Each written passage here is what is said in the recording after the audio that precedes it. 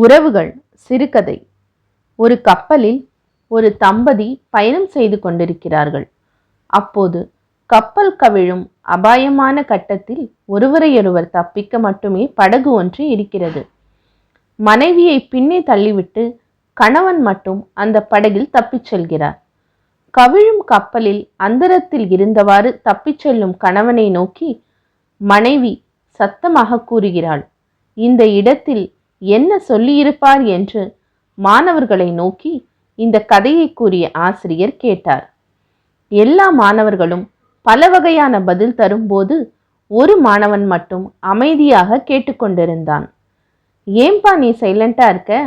நம்ம குழந்தைய பத்திரமா பார்த்துக்கங்கன்னு சொல்லியிருப்பா டீச்சர்.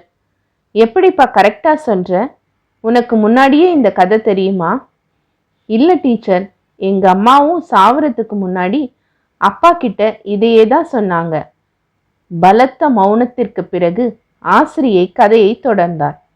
தனி ஆளாக அவர்களது பெண்ணை அந்த மனிதன் வளர்த்து வந்தார். அவரின் மரணத்தின் பின்னர் பல வருடங்கள் கழித்து அந்த பெண் தனது தந்தையின் டைரியை பார்க்க நேர்ந்தது. தாய்க்கு உயிர்கொல்லி நோய் இருந்திருப்பது அப்போதுதான் அவளுக்கு தெரிய வந்தது. கப்பல் கவிழ்ந்த சம்பவத்தை அப்பா இவ்வாறு எழுதியிருந்தார். உன்னோடு நானும் கடலின் அடியில் சங்கமித்திருக்க வேண்டும். நம் இருவரின் மரணமும் ஒரே நேரத்தில் நிகழ்ந்திருக்க வேண்டும். நான் என்ன செய்ய? நமது பெண்ணை வளர்த்தெடுக்க நான் மட்டுமே தப்ப வேண்டியிருந்தது. கதையை இத்தோடு முடித்துவிட்டு அந்த ஆசிரியை கூறினார், வாழ்க்கையில நல்லது கெட்டது எல்லாமே நடக்கும். எல்லாத்துக்கும் காரணம் இருக்கும்.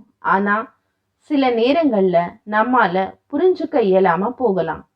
அதனால நாம ஆழமா யோசிக்காம சரியா புரிஞ்சுக்காம யார் மேலையும் முடிவுக்கு வரக்கூடாதுன்னு அந்த ஆசிரியை கதையை கூறி முடிக்கிறார்.